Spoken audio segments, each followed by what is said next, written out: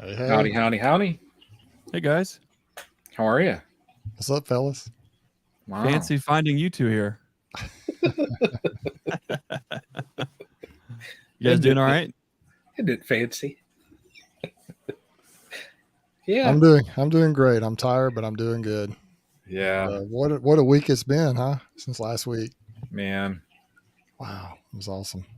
That was good. What was last week? I don't know. The I big think there announcement. The I big think something caused a announcement. stir. Yeah, definitely so. Well, that's you'll have those kind of things. Yeah.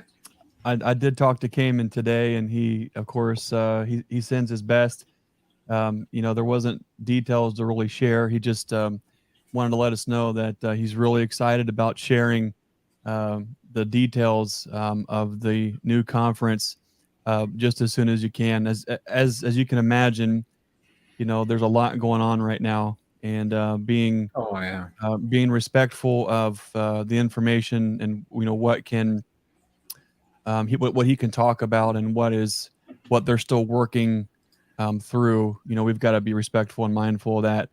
And so he just wanted to let me know. He called to let me know that they've really he's really excited. He's very optimistic. Very as all these things kind of go on, you guys can imagine the kind of stress, the wear and tear, and how that can just absolutely eat at you. And I'm really happy for him because he really does Yeah. sound, and he's in good spirits today, and really you can tell he's feeling really positive about everything. Good. He appreciates everyone's support. Thanks everybody for just kind of being there. What we kind of talked about is we really weren't, and hope he doesn't care if I talk about this, but when we said last week that you'll know a tree by its fruit. There's sometimes the general public's not going to have the opportunity to really know um, the kind of person that Cayman is, and so hopefully he doesn't get too upset with me kind of sharing this. But we spent our time today just um, more so fellowshipping, and I think what's important with that is I think he is just so incredibly thankful and feels blessed that there are so many good folks that are out there. It brings communities together, and there seems to be a common thread and a common denominator with a lot of us, to where it's always about beekeeping, and it's we have a lot of messages: be the lighthouse, be the change. It's always upbeat, Hmm. uplifting. It's positive. It's about trying to help folks along.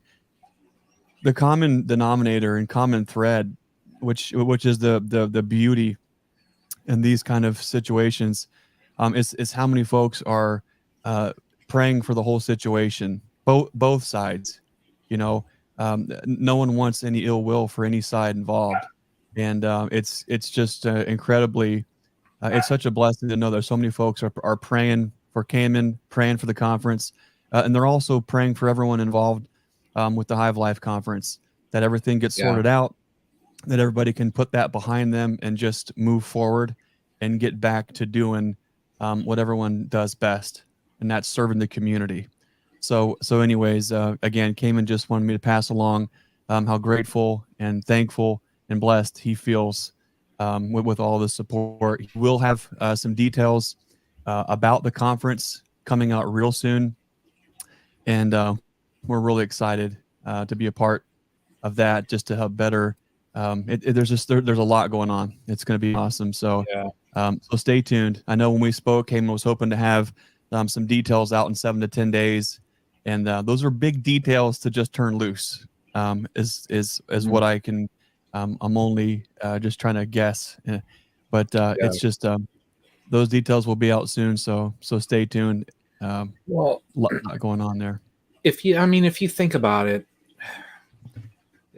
he has to organize an event basically of that size. And there is the man. I've never been involved in a process like that.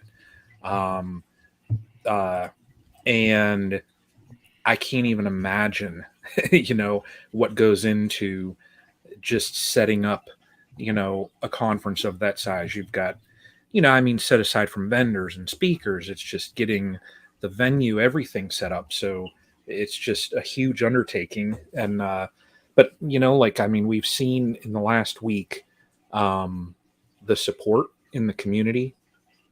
It's just amazing, and like you said, you'll know a tree by its fruit. That's right. It's just there's so much positive on one side, and I'm not going to go down a path and stir up anything, because I don't want anything negative said. But yeah, I mean, it's just amazing. And There's like always the silver linings in these things. Take any yeah, any family, any yeah, community. yeah, Sometimes it's good. You were talking about you'll know a tree by its fruit. Sometimes you got to get in there and you just got to shake that tree a little bit. yeah, You gotta let the dead fruit fall, yeah, and you gotta just make more room, make room for air and yeah, sun. And it's just there's so many things that we probably all want to say about that. yeah, There's um, for the millionth time this week. I enjoy when folks are calling, and they have questions about all that. But I tell you, one thing I told Cayman is Cayman. I mean, no disrespect about this at all, but I'm getting tired of folks calling me for updates, trying to find out what's going on with Cayman. In there, it's always the from friend to friend. Can you tell me what do you know? And I tell every single person, did you see the stream? Well, yeah, but yeah, you have to know more than that. And I said, what you hear, what you heard in the stream, that's what we're going off of right now. And yeah, so what I told yeah, Cayman especially is ready for this. I think is something that Cayman is looking forward to. We're all looking forward to it as well. Is yeah. let's just get back to talking about bees. That's it. Um, this will get worked out behind the scenes. They'll Yep. figure it out. It'll move forward. We trust that God's got a plan. Folks are praying for both sides to get this thing Yeah. worked out.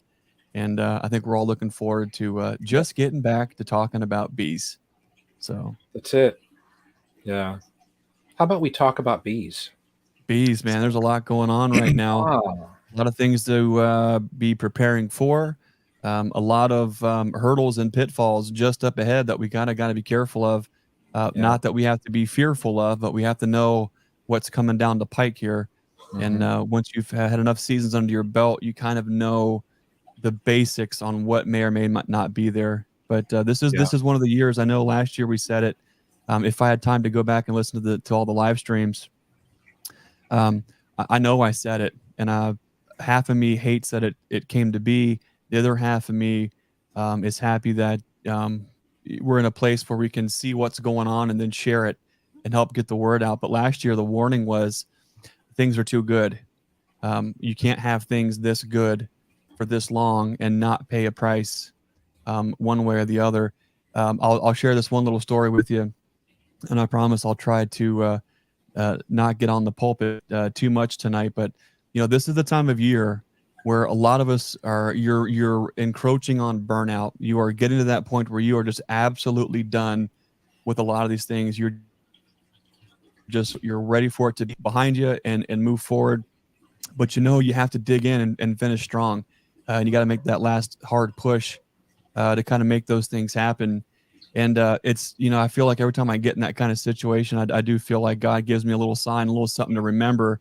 And this tonight, me and Luke, we're cruising down the ridge. We go through and just check up on the farm, make sure everything's looking good. Occasionally, like tonight, I've got a rogue raccoon that no matter how many of them, you ever seen the cartoon All Dogs Go to Heaven? Yes. I'm not sure raccoons go there, but maybe they do. But I've got this one raccoon. It's just, I mean, this I think it's a raccoon. We'll find out here shortly. But this rascal was moving 5-frame nukes off the ground and just dragging them out like 6 to 8 feet, flipping them over, turning it on their side, just creating havoc. Right? It's not doing anything on the 10-frame four ways right now, but anything that's a 5-frame box, if it's on the ground, it is fair game right now. And that is just, so anyways, Luke and I run down the ridge, making sure, nothing's laying open. We've got rain coming tomorrow. And so anyways, we're driving down the ridge, and there's a lot of things that we're thinking about and working through and working towards, and a lot of exciting news to share with you guys too. And no matter what we do, when we're driving down the ridge, I couldn't even count how many rabbits are crossing right in front of our path, like darting back and forth. That when I see something like that, we're driving down the ridge, the sun's setting. Right now we've got chicory and clover and fleabane all in bloom. It's gorgeous. We got ironweed that's flirting with coming up behind it. The early goldenrod you can start to see is coming up. Like, there is still abundance out there. And here are these rabbits, which is the epitome of nature's abundance, that are just, the rabbits are in full bloom. They are just everywhere. And I always feel like every time I see that, I do take pause, because it does feel like God is sending a sign that's saying, you are in a season of abundance. Recognize that, know it, plan accordingly, but know that not every season is going to be quite so abundant. And so here we are. I'm thinking about those things. I'm getting lost in thought. Where am I? Where are we heading? And you have to take into consideration where we are this time of year. Here we are mid-July, and we haven't hit dearth yet. And we are trying to plan for mite control. We're planning for future feeding. We're planning for the last of our splits. We're still hot and heavy making queens and getting queens mated. There's all these little things that all stack up right here at the end of the year. And that feeling that you had about being burnt out or wore out or just spent, that disappears, because there is still so much work out ahead of you, and you got to finish strong. So tonight, Brian, I don't know what you wanted to talk about, but I got a feeling what's hot and pressing on most folks' mind is, what do we do when we get this honey off? When do we start treating? What do we start treating with? And what are we doing as far as feeding our bees? What's the strategy? What's the plan? And there's a lot to it. Greg, I think you might have read my mind, because that's basically what I wanted to talk about. The supers are off. What do we do? So, I think we need to catch up on the happenings, what's happening around everybody's yard. Last week, we had that'll go down as probably one of the craziest streams, I think. Just, there's so many views, and there's so much around last week, but I don't think we really got into any details of what was going on around Nature's Image Farm and what's going on down at Bruce's Bees. So, well, Bruce is the furthest away. Bruce, what's going on? And of course, everyone, I think since Bruce, we have Bruce's headphones are muted right now. We can do that. Let me press that button. Okay, he's muted. He can't hear us. Since Bruce can't hear us, we need to have shirts made that is just like Bruce, but in like a samurai robe and a sword, and it just say the Dothan Shogun, Dothan, Alabama. There, right? Yes, just like, wouldn't that be cool? Bruce Jenny, the Dothan Shogun. That'd be cool. If we had that image with Bruce's face superimposed on it, I would wear that to this next conference. Absolutely. Okay, let's just take a vote. Just a round of applause if you think we need to have Dothan Shogun shirts made. There it is. You heard it here first. Yeah, that's it. All right. Hey, people voted, Bruce. We'll be handing them out at the conference. I saw on Greg, though. He's paying for them. So. That's awesome. Buy one, get one free every yesterday. Yep. Bruce, what's going on in your neck of the woods? Well, man, you talked about getting the supers off. I'm pretty much there. I was thinking I might harvest a little more, but I think I'm not. I think I'm going to basically probably try to use some of that honey to equalize food needs and so forth moving forward. I don't know that I'm going to harvest anymore. We had a little bit of a flow coming in for a few weeks. The bees weren't really robbing or anything. I don't know what it was, like a trickle. Something was trickling in. But now they're in that robbing, they're the robby. They're just in a dearth. They're just not super happy. And I've got my super stored. I did a video on that a couple of weeks ago. And right now, focusing on trying to figure out the mite situation. And believe it or not, we were talking about Cayman earlier. I did want to give him props. We talked a little bit Monday night. Cayman has been working on trying to help me figure out my queen situation up there in Ozark. And I'm working with you on that, Greg, too, hopefully a little bit. But he's arranged for me to have some, 30 queens down here. And so I'm going to try some of those queens out. And I was real concerned about it because, Greg, you remember how it was last year. And I think it's probably this way everywhere during a dearth, when you start cracking hives open and they're just kind of in that foul situation where they're just out there looking for something to do. They're just boisterous. They're obnoxious, so to speak, but they're just bored. I think they're looking for something. They're looking for any type of work to do, any food to rob, anything they can do. And they just get feisty and spicy. And even if they're a little spicy during a flow, boy, you start getting them in a dearth and it just amps up like crazy. So right now it's been almost exactly a year since you were down here, Greg. You came on the 29th of July last year. And I got these queens coming that I think they're going to probably get here on Friday.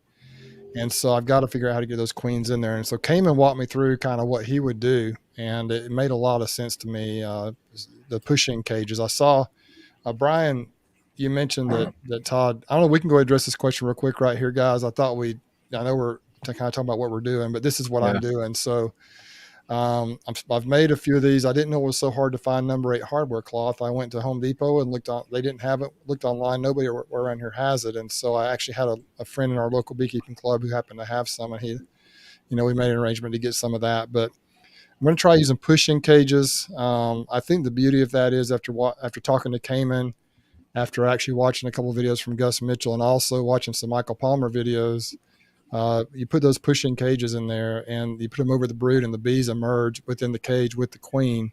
She can start laying within that first 3 or 4 days. And by the time you remove that cage, those are some of the ones I put together. I've got 24 of them made so far. I'm going to do a few more just to make sure, but I think there's some beauty in that. Plus, I think it's also an easy way to find out how the queen's doing when you go back to release her, about 4 or 5 days later.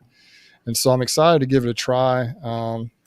I think it'll up my percentage of success with it. Hopefully let that queen go ahead and just do her thing. And I've heard it's a really good way to introduce a queen this time of the year and in large established colonies if you want to replace a queen. And so that's what I'm planning on doing. I know Loma Vista had Todd had, is it Todd? Is that his name? Todd had a question about that. And that's what I'm going to try. So Greg, I don't know if you've had experience with those things or not, but I thought I'd give it a shot. And that's really what my whole weekend is based around this coming weekend.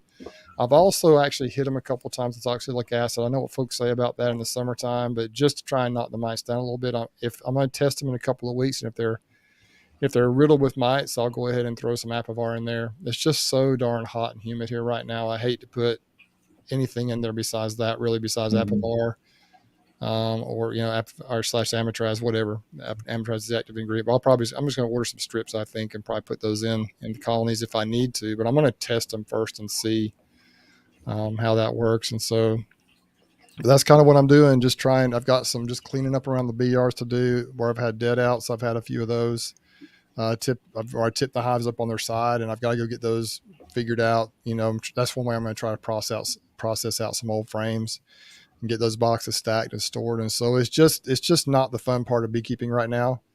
But it's stuff that has to be done. I'm also probably going to start feeding a little bit here. So that's kind of where I'm at. My bees overall for this time of the year, I think they look as good as they ever have. I have lost a few, but not so far in the numbers that I have the last couple of years. And so that's good.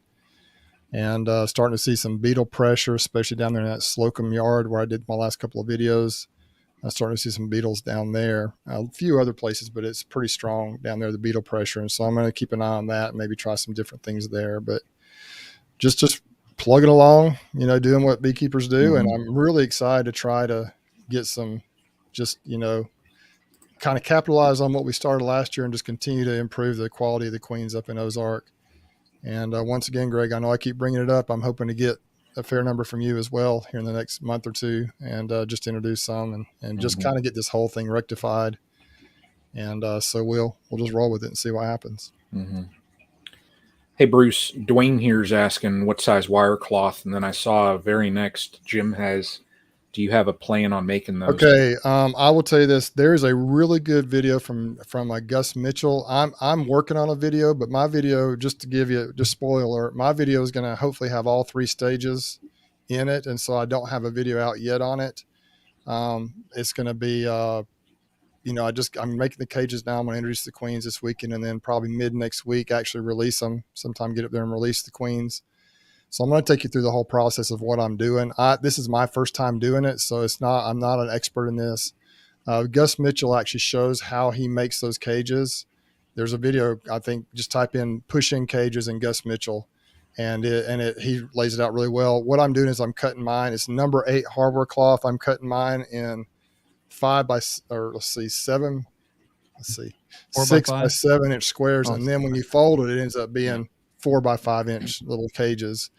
And one person mentioned to me to kind of cut a little door in the side where you can stick the end of the queen cage in there and the queen can release and close the door down. I'm going to try that and see how that works. And so, but Gus he talks about, he's got 2 videos, one on how to make the cages. Then he has one where he releases the queens.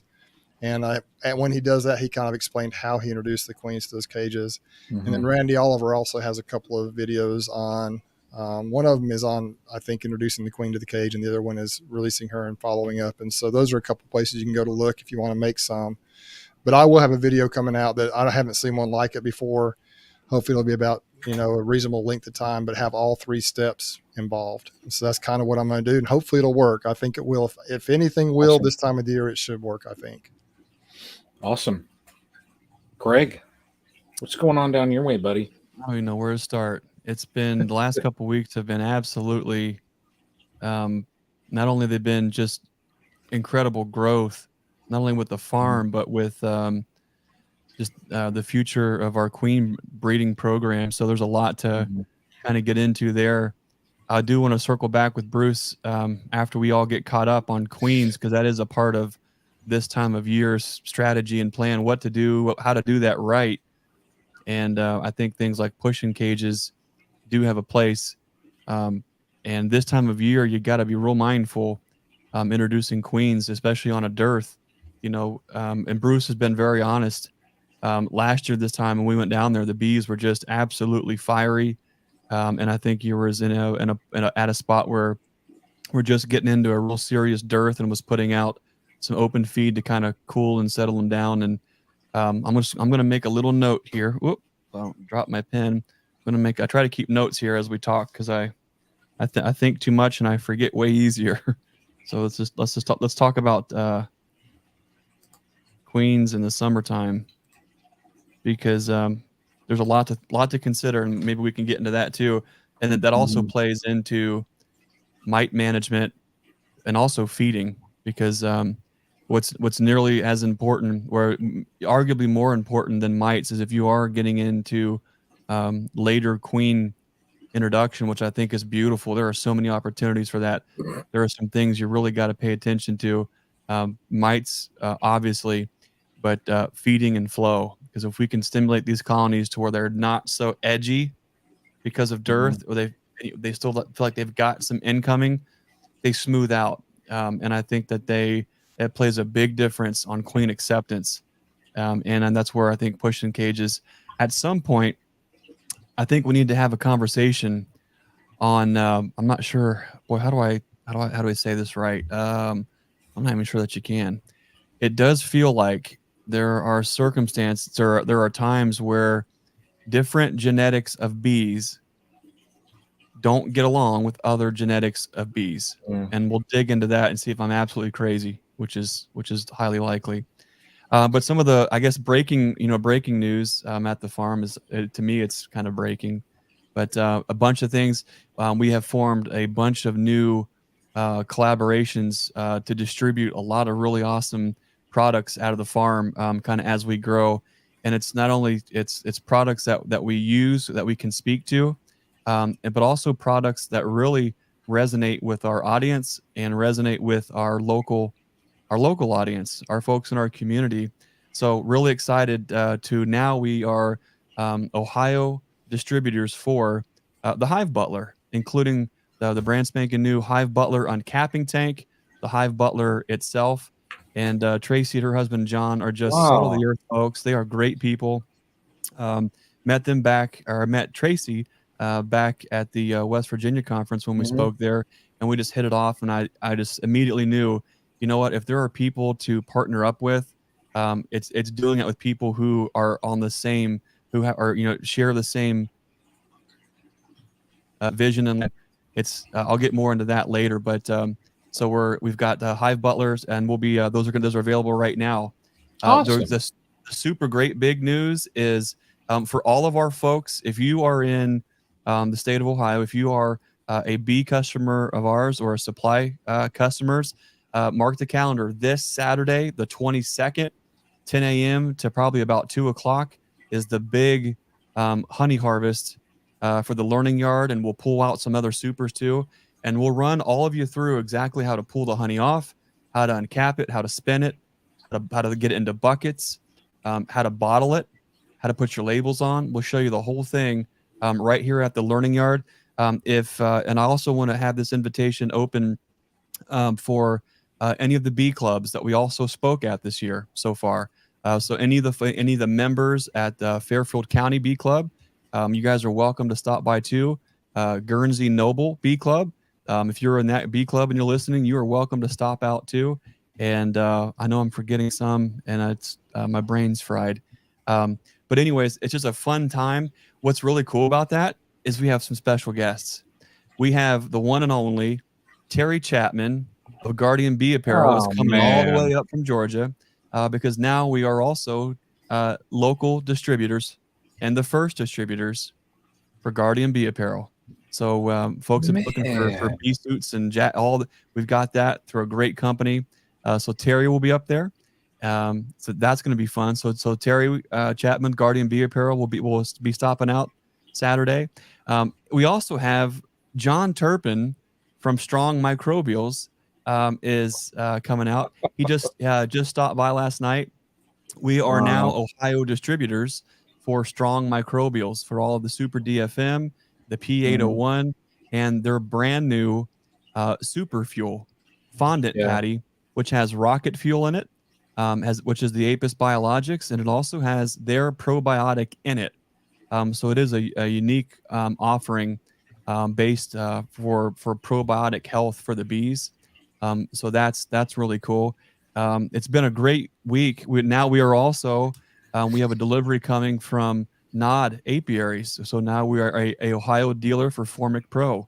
So it's been a heck of a year already. Just a lot of the folks who we mesh. We've met, we've spent time with them. We've already been using their products. I got a great interview coming out with Tom where he lays out just the kind of the risk reward, the pros, the cons, where Formic Pro makes sense. I got a great interview with John Turpin here at the shop too, talking about all of the benefits of Strong Microbials. And then that's all that's going on as far as the shop update. On the queen on our breeding program update. I've been spending time with my buddy Shabu Raj down at Two Rivers Honeybees, learning from him artificial insemination, and that's a lot of fun. And then I went up to and took another class up in Indiana at Apis Engineering with Dale McMahon, and got to learn their side of artificial insemination. So we're really putting a lot of time and effort and resources into the insemination side of our breeding program, so we can really fine tune those attributes that we find valuable, but able to put together literally, as Steve Tabor called it, the super bee, so that we can send those breeders off for folks. So next year we'll be offering breeder queens with these very specific attributes that we find valuable, and then also we'll have our regular open mated queens too. We're getting caught up on our queen orders, thank God. It took us a lot longer than I wanted to admit to get caught up, but we are nearly getting there. And I want to thank everyone for their patience as we get caught up. It's been one of those years. There's been a lot going on. There's so much more that I want to get into and talk about. with tonight, but I don't want to hog the mic. Brian, what's new in your neck of the woods? Well, before I start what's going on here, I mean, Bruce, I almost think like both of us were just sitting here and I'm just like, I'm having flashbacks of what was it, Wayne's World, like we're not worthy. Listening to Mr.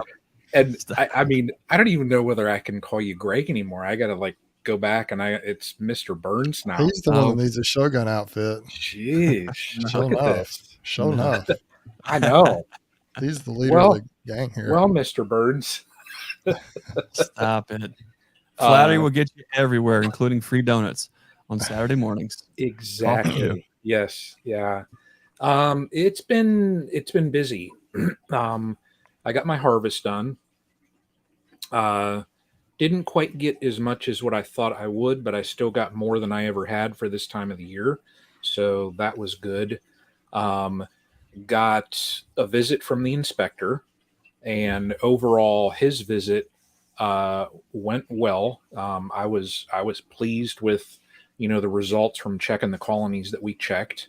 So I think I think we're hearing here, like what Bruce said, the colonies are looking good.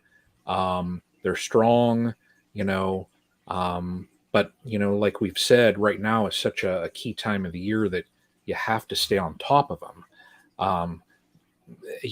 Right now, probably for me, I think the next, I'd say 2 or 3 weeks, it's just kind of get through, the middle of the summer period here where I'll be, keeping up on, my treatments. I hit them with OA is what I'll do right now. And I actually, I have a new toy coming in the mail. It probably should be here very, very soon.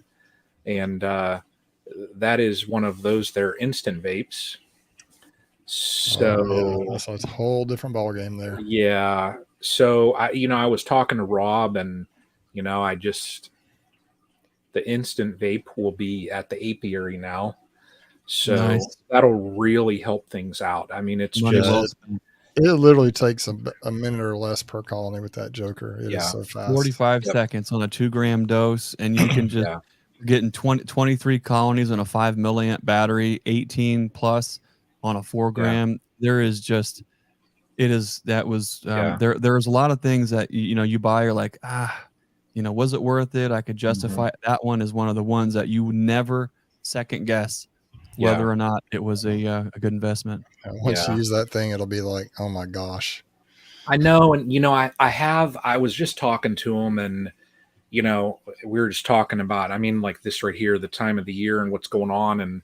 And when he had called, I had literally just got done with the inspector and hit him with a round of treatments. And he had mentioned something about the instant vape. And I said, well, I have one of your original ones. I said, it's where my colonies are. They're 50 feet out of a door, and we just got talking, and there's one coming in the mail. So, and I mean, it'll be a great, it's just going to be such a great item to have. Last year I added a couple things into the apiary. This year, I'll add a couple more items. But that's all I'm going to do. I mean, the next couple weeks, like I said, I'm just, going to hit them with some OA. I know where my mite counts were. The 6, and I've got a video coming up about when the inspector visited. The 6 counts that we did on the colonies that he checked, the very first one was 6. And I thought, well, I'm at the 2% threshold. And I thought, that's not as bad as what I would have expected, but I thought, well, I'll take it. And I planned on treating anyways. So, and then all the other ones, like I had one at 5 and then one at 1, one at 3. And then I had 2 colonies at 0. One of those colonies was actually one of those VSH queens. So I found that interesting. We'll just, I'll kind of keep an eye on it and see what happens there. But things are looking good, so I did the same exact thing last year, like this time of year, hit them with OA, get them prepped for the upcoming flow that will happen. But I am this year, I'm going to do something that I've never done before, and that's get solstice queens. So, Oh, can you? That's my phone ringing. Look, look. Let's not even tell them it's. Oh, I wish I had my phone. I usually have it hooked up to this thing. I'll answer it live. Ready? oh man, Hi, Yappy. You're live on the StreamTeam Beekeeping Chat. Hello, Beekeeping Stream Team Live Chat. You people are awesome. oh boy. What can we do for you? What are we talking about on the Stream Team? We're talking about Yappy. We're talking about Yappy's YouTube channel. We're talking about Yappy's favorite color. More importantly, we're talking about Yappy's mug and how it got lost in the mail. Not sure where it's at. All right, that's it. I'm getting off this phone and I'm on my way up there. Somebody's fixing it. Heads are gonna roll if you can't find that mug. Well, Yappy, it was good. It was good catching up with you. I hate to cut this one short, but yeah, you want to call into the live stream? I'll give you a link. You know, go ahead and drop that link and let me jump on the live stream because I got a bomb that I'm going to drop on the Oh boy. on the masses of this live stream because I had an epiphany today that I need answers to, and I think that your group of wonderful beekeepers can put their heads together through the internet waves and go, huh, this is what I think about it. Okay, So tell you what. drop me that link. I'm going to be there just shortly, so y'all hang on. Okay, let's see. You want to go? You want to go new school, old school? Which school is that? Let's see here. Hey, stand by, Yappy. We've never done Brian, let's get back to you. Yeah. But no, and that's it. I mean, I'm kind of in that holding pattern. I probably will you know, I'll get myself nervous. I know how I get when I'm doing something new. You know what's funny is if I try to do too much with two pieces of technology, they all like quit at the same they're all time. freezing up. Let's see Yeah. here. But There you it know, is. I get myself into what's Greg doing? We've never done this before, but it's just us. It's just us here. Yeah, we got the spinning wheel. Can't match it up. Yeah. Well, while Greg, it's probably the bandwidth. But yeah, I know I'll be nervous because like last year was, I'd like to say it was probably one of the most successful seasons that I've had at my apiary. You know, I mean, everybody could watch old videos and see how the colonies turned out and, you know, my harvest from last year. So for me, I say that was successful. And, you know, only having one loss and then now this year expanding out, you know, to add in something else, you know, I'm going to get some solstice queens from Greg, and I think it'll work out well just because you get those young queens in there, and I think I'll get them in there at just the right time where they'll have enough time then to ramp up for the fall flow that hits in Ohio, you know. So I think my apiary overall is situated in a good spot. I may end up getting rid of one more colony though. There's a cousin of mine that wants to get into beekeeping. So actually was over visiting at my mom's the other day and then they messaged me. So I thought, well, I mean, I can get rid of another colony. It's not going to hurt anything. I think that would put me at 16 or 17 colonies then. So, and that's fine. I mean, it's fine. So, but yeah, things are, you know, looking good up here. So, you know, and I tell you, man, it's a bummer. This Saturday, I'm not going to be able to make it down to Greg's. I mean, that sounds like an amazing time. It sure does. Man, we need to figure out though in the future, and I think it'll probably be we're probably looking at a fall date where when you visit. I mean, that'll be, Be a blast. oh man.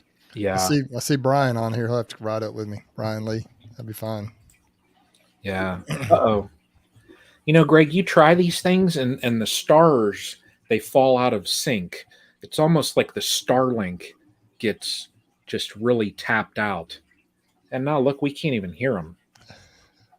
You would think that when somebody elevates themselves, to the level of being Mr. Burns, that all this stuff would get figured out. He's got to probably get his mic figured out. We Yeah. can't hear you still, Greg. Yeah, Still no can't luck. hear you. Yappy equals legend.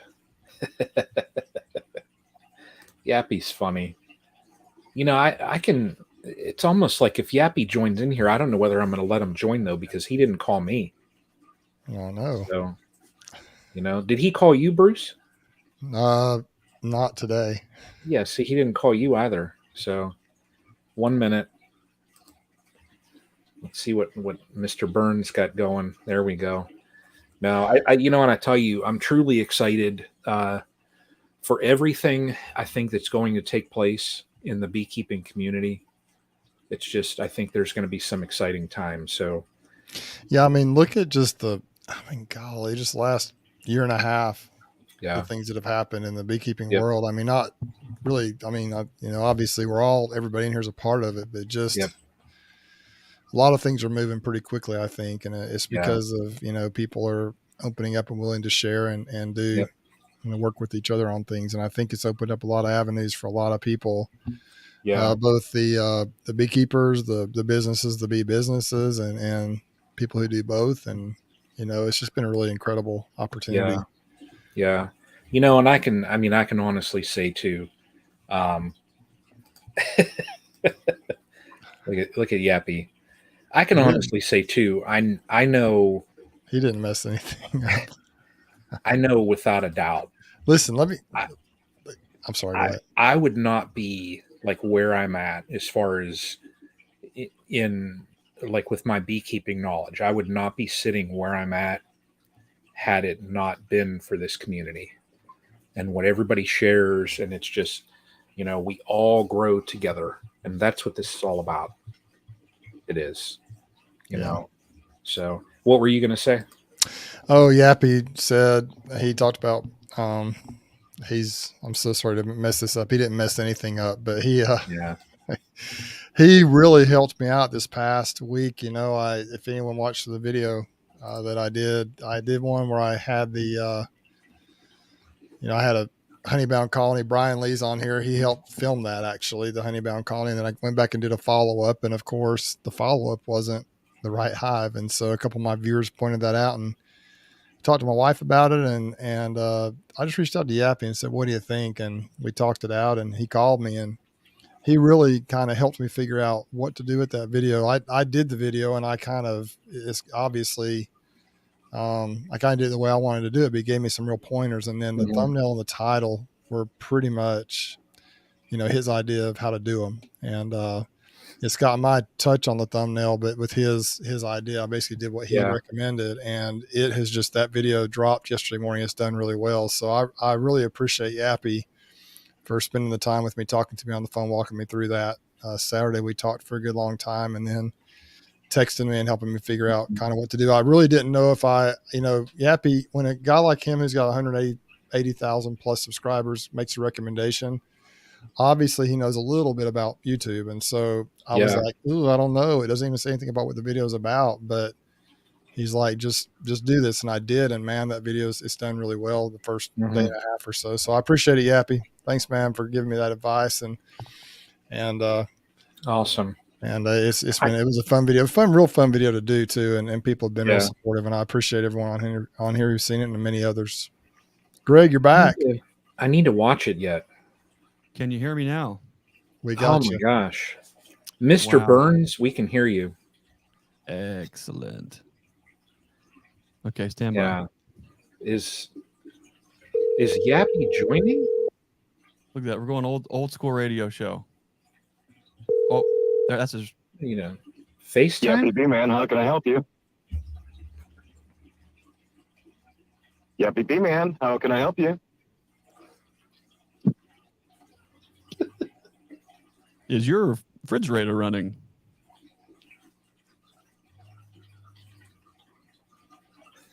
Am I supposed to shoot or not? Wait a minute. Are you watching this? And just blew our cover, Yappy. Yeah. Come on now. Yeah. We're trying to goof on you. He's too Yeah. smart. He's watching the live stream and he's on this phone. Gosh. You were supposed to High-tech sell him redneck. you were supposed to sell him a car warranty. Speaking of high-tech redneck, Yappy, what's on the mind of Yappy? What's the epiphany? Oh, no. See, if I'm ever going to drop this little question, I can think of a few people that might could answer it. But I mean, I got together with the Brain Trust. Okay. And this was so important that I completely just overlooked the fact that it is Stream Team night. And so to all of you out there, I beg your forgiveness for just interrupting this awesome chat to leave you guys with a mind boggler. Well, you said you were talking to the Brain Trust. I mean, we're here. What can we do for you? Okay, so I ended up for the last 2 days, I've been spending some time with an awesome guy, Mr. Victor Croker from Hive IQ. And I tell you, there's a whole nother. This is not about the Hive IQ thing, but I want you to know that gentleman, CEO of that company, is just on a personal level, he is one of the best. He's a third generation commercial beekeeper and has got a lot of background experience and knowledge in the commercial side as well as, just the normal bee side. But to fast forward to just a basic thought process, leave it at that. We were talking about bees and the bearding at this time of the year when we've gotten to the point where there's less forage out there, strong colonies, and bees just basically hanging out on the front side of a bee colony. It kind of flowed from a conversation about bees and their natural nature to be hygienic and health-minded and the different actions inside of a colony, which then kind of put just out of nowhere a thought process to me in putting two different things together that might correlate into one problem. So I offer this to your thought process. When we go through dearth and our hives are pretty darn strong, but there's not a lot of forage out there and the heat and the temperatures are up. So I've painted that picture, right? If bees, being the hygienic that they are, and we're trying to get them to be more hygienic towards mites, but now we've got these colonies that are bearding to remove themselves from the inside of the colony to help reduce temperatures inside the colony. Are we missing something in the process of their hygienics when the more of the workforce is outside of a colony instead of being inside of the colony in the window when our mite load explodes in numbers during this time of year? Interesting. So what you're saying is if there are more bees on the outside of the hive, there are less bees on the inside of the hive, and less bees on the inside of a hive, if they were truly hygienic, would be potentially less of a force to be hygienic. I guess the question I'll throw back on you, Yappy, is first, that's a great thought train. My question goes to, okay, we know so little about the hygienic nature.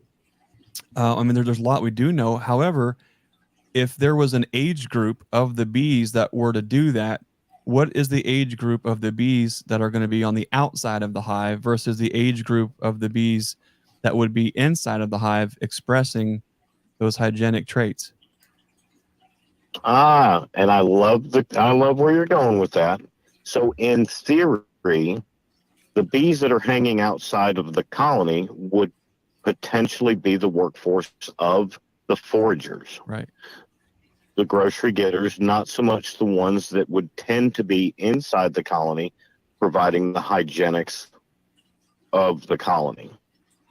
So I'll have to just go and ask those bees that are hanging out over on the front of my hive I'm looking at right now.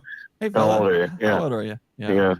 And I feel kind of weird about asking him because, you know, some of them are underage. That might just not go over too well. I mean, I might get stung. I don't know. And let's be a true lady doesn't reveal her age anyways. So you ask on the outside of the box, she'll give you an answer. Exactly. She'll give you an answer. It just won't be the one that you want.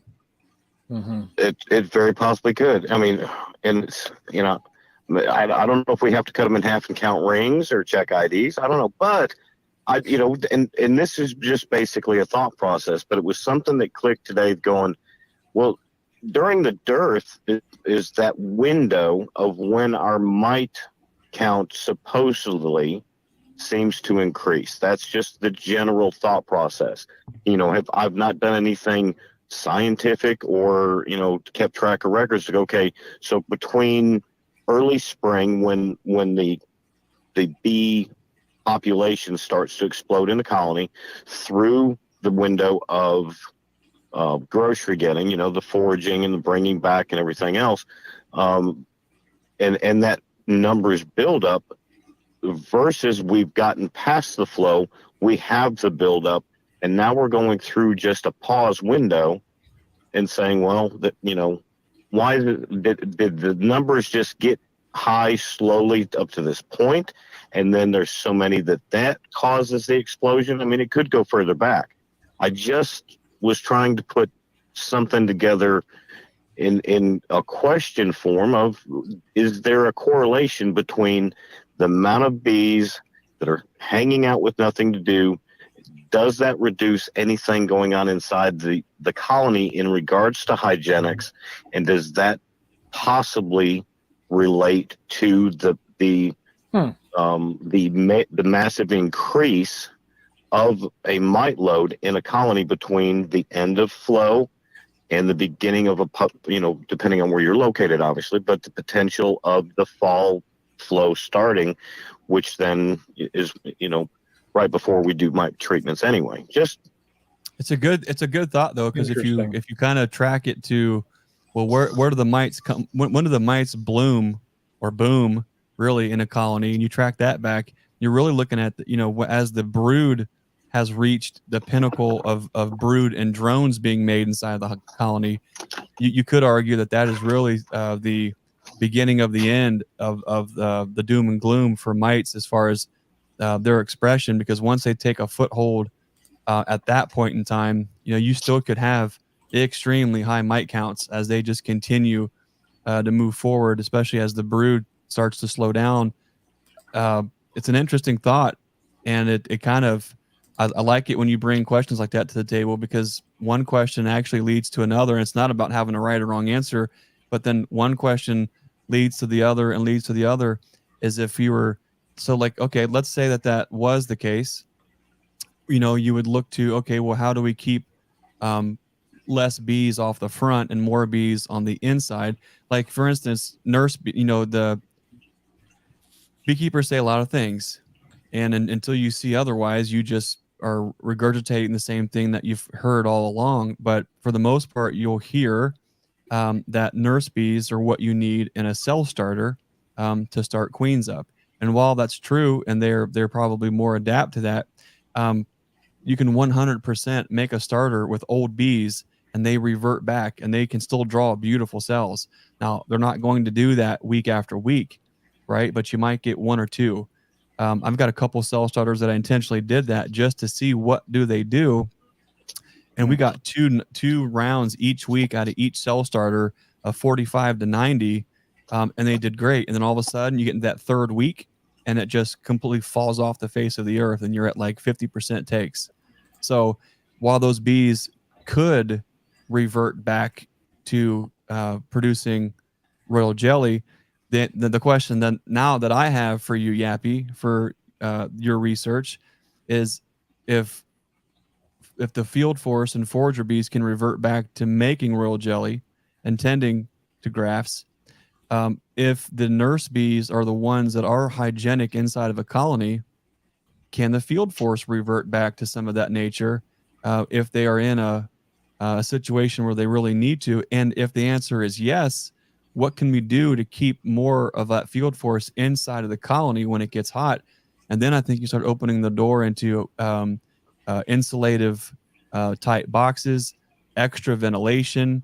And then if we look back to, I guess if we had a clean, pristine example, it would be a bee tree.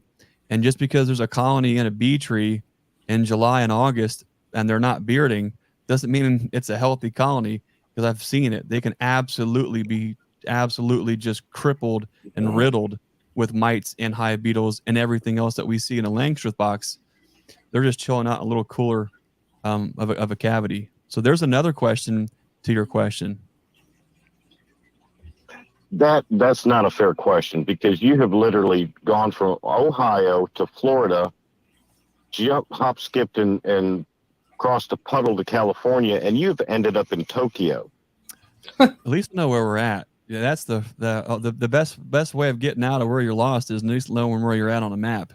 You brought up 7 different things. So you're talking about R value of trees and bees reverting back to jobs under lower processes, that younger bees would process. What else did you throw in there? Well, we were talking about bees being on the outside, and if bees were hygienic, them being on the outside is less productive than them being on the inside, if indeed the old bees were hygienic. So the point that I raised was, what if that is the case, do they have any inclination? Can they revert back to any grooming tendency that we potentially the nurse bees have?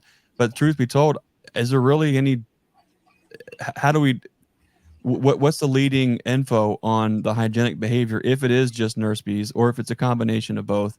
But let's just say if we were to speculate and say that the hygienic nature is isolated to nurse bees, okay, great. But can old bees revert back to it in a time of need too? If they can, then you could really see the argument on, well, what would the effort look like to make sure we keep the highest population of our bees in the box when it's hot, or in these later summer time periods, so they can be more hygienic, if indeed they could be more hygienic.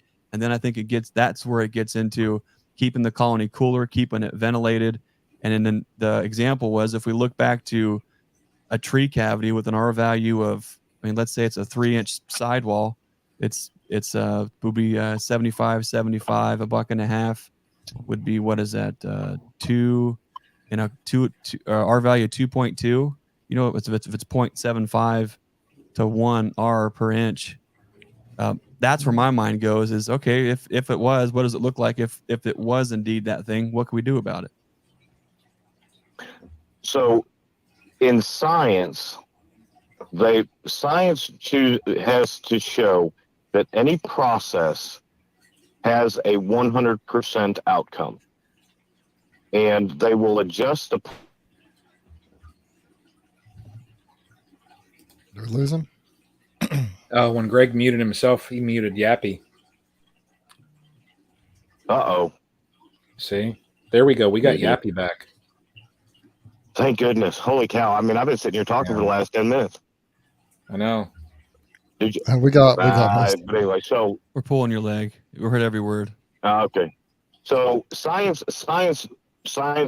proves a process to have a 100% outcome, supposedly. And the process gets adjusted until they can take A, B, C, and always equal D. And in beekeeping, we look for those similar outcomes in a lot of things. I suggest this. When needed, can older bees revert back to doing jobs that need to be done? I believe 100% yes. No science to prove it, but a bee colony has to all work in conjunction with each other to get processes done for the better of the hive. I've never understood bees to say, well, that's not my job. or, that's their responsibility to do. Bees just know to do for the better of the hive. If there is a shortage of something, they will go get it. If they have to rob another colony to get it to survive. If there is cleanup that needs to be done, they'll do that. You can't tell me that foragers will sit back and watch while, hive beetles are running rampant, that they won't try to go and take care of that and help out with that also. They don't do that. I'll just leave it at that. So I feel that they will do whatever processes need to be done. I offer the example of, we have a queenless hive and we cannot create a new one. And the bees go into survival mode. And even though I could go on for 20 minutes about the process of why a colony will create laying workers, that we can talk about some other time, the theory behind that will, kind of surprise you in what I would offer. But I say that they are always processing for the best of the colony. So to say that they don't, I don't believe. Somebody would have to say they can't, and it's been proven scientifically for me to say, well, that's a good. I respectfully say that I'm wrong. If you tell me that it's scientifically not possible. Scientifically not possible example is, how long from the hatching day of a queen until she can no longer mate? It's been suggested 21 to 25 days through people who have raised queens and are in that business. So if we have that window of, we'll call it 18 to 25 days, that is the window where a queen can no longer go out and get mated. And after that, she's just going to be a dud. Based on experience, I would take that, but scientifically, I could not argue with that. Well, can't and don't are two different things, and you raise a great point there. If you're just tuning in, we're live, old school. This is the late night beekeeping chat with our special guest caller on line number 3, Mr. Yappy Bee Man, raising all of the philosophical and deep points about bees, because that's what Yappy's good at, is really digging in there and thinking. Yappy, you brought up a good point. There's actually, Brian, you remember when you and Jason were out and it was just there was a lot of life lessons we were talking about with bees? Oh yeah. This is another one of those life lessons, because there's a difference between somebody who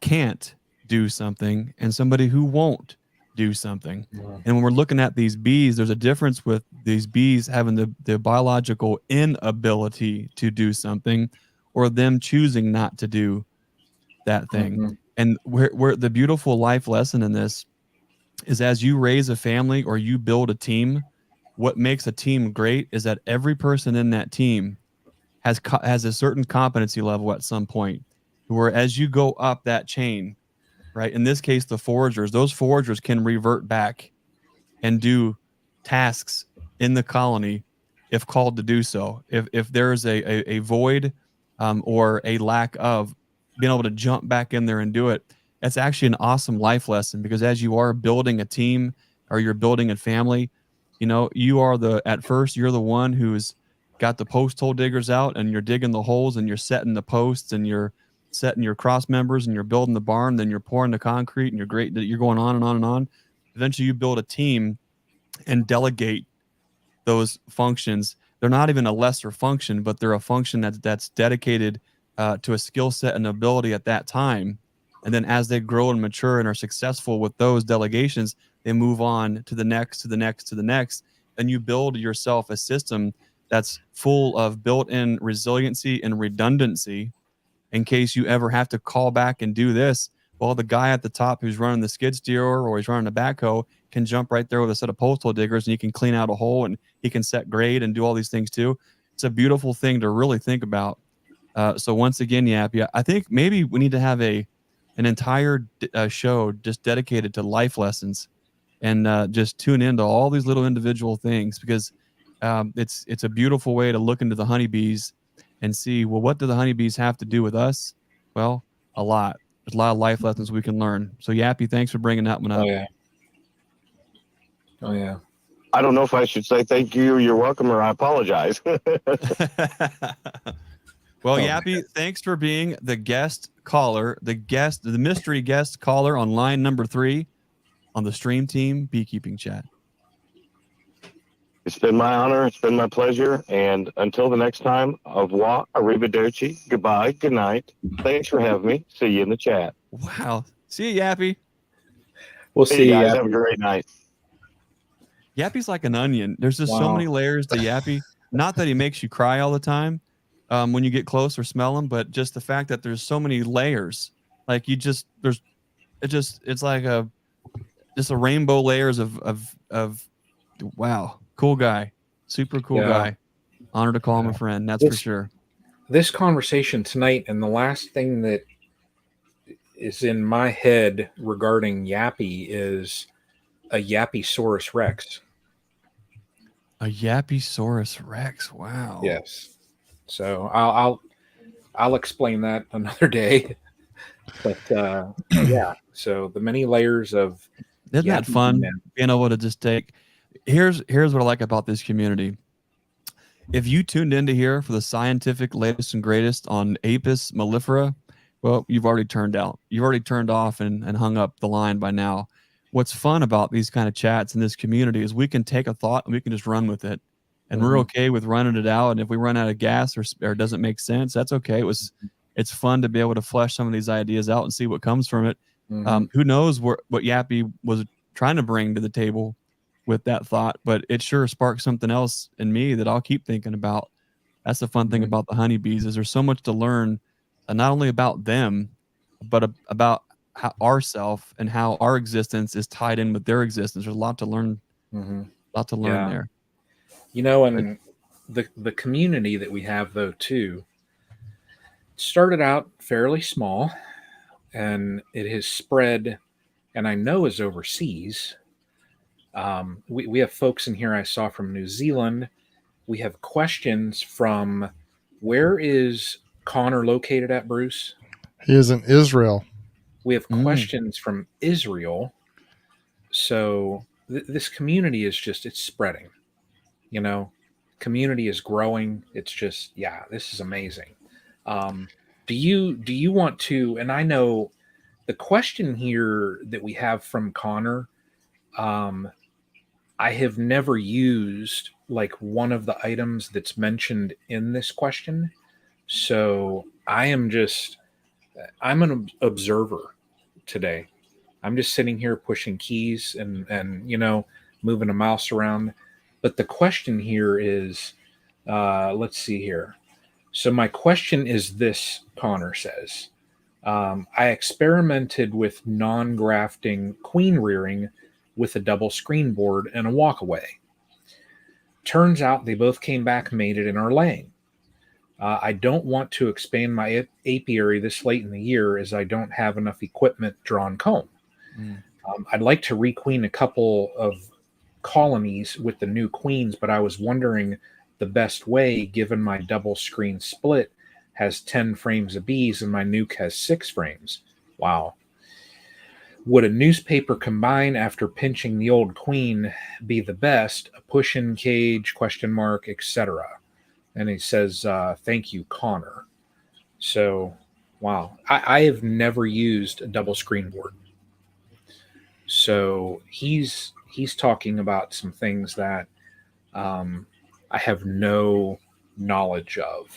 So basically, Connor is over in Israel. The name of his channel is Brown and Daughters Honey, and so he's got some pretty cool stuff. It's interesting. Of course, the principles are the same as here, but it's in Israel, so it's just kind of a little bit of a different take. But so I think he's saying that he created some new queens with double screen boards, and then he wants to put those queens in his older colonies and pinch the old queens. Is that what he's saying? You're understanding? Basically, yeah. So I guess the question is, what's the best way to introduce them? And so I guess, Greg, if you've got that double screen board, I'm trying to understand exactly the configuration. And first, Connor, I'm going to circle back on a loose end because he asked if we could send our bucket feeder plugs to Israel. So I just made a note here to follow up on the shipping of that. Oh, wow.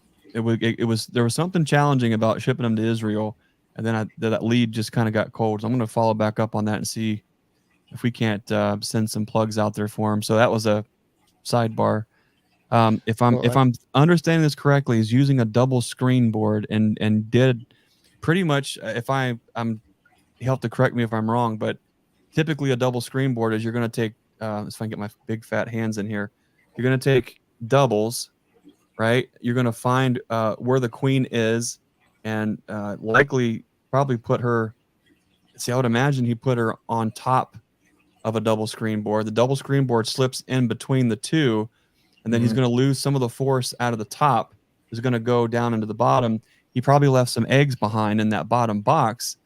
They made queen cells, and I don't know if he did that twice. He's got two colonies in that configuration. I think he does, and it could be either. I guess the queen could be on the bottom or the top. I'm not sure if it really matters.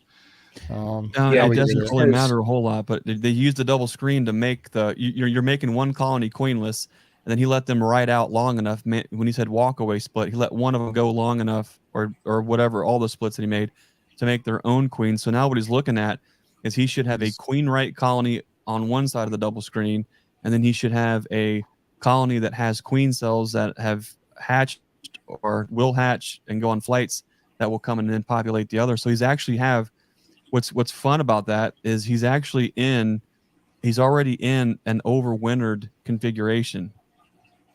So I think he's got mated queens in the new. I think in the walkaway section he's got mated queens, so he wants to figure out how to combine them back and get rid of the old queens. I think is what he's talking about doing. Okay. So the goal was to get rid of the old queens. Okay, because the other way to do that is without if you've got, obviously if you have two queens, you're doubling egg production, which means you're doubling colony size, which means you're going to run out of equipment. But one thing to consider here's the question. It says, turns out they both came back mated and are laying. I don't want to expand my apiary this late in the year as I don't have enough equipment / drawn comb. I'd like to requeen a couple of colonies with the new queens, but I was wondering the best way given my double screen split has 10 frames of bees and my nuke has 6 frames. So he's just wanting to combine, take these new queens and requeen old queens. I'm not sure if it's necessarily in the original hives. It doesn't matter really, or if it's in just another hive sitting across the yard. But he wants to use those queens. He wants to use the hive that's on top with the queen in it and just combine them with another hive somehow and replace those other queens. I mean, a paper combine, I would think. So would do, but if you've got a queen right colony on one side of the paper and a queen right colony on the other side of the paper, his goal is to have the young queen take over. So he'd have, maybe pinch the old one, maybe or let him fight it out. Yeah. After pinching the old queen, he's like, which would be bad? Which would a newspaper combine after pinching the old queen be the best? Okay. A pushing cage, etc. So he's talking about killing an old queen, pinching an old queen, introducing these new queens. So he's just basically wondering how to introduce a new queen into that situation. And he's also got all these bees in these new colonies with the new queen. So he's trying to figure out what to do, I guess, to get everything straightened out. I do that sometimes. And I do it without even looking for the queen. I'll just slap 2 boxes together. And I'm not saying he should do that. I've got the ability to, if it goes south, to fix it. But what common practice is when you need to fix a colony and you're not going in and looking for the old queen, is you just take a very strong nuke that's jamming, right? Pumping fresh queen, and you just drop that right into an existing colony and let them figure it out.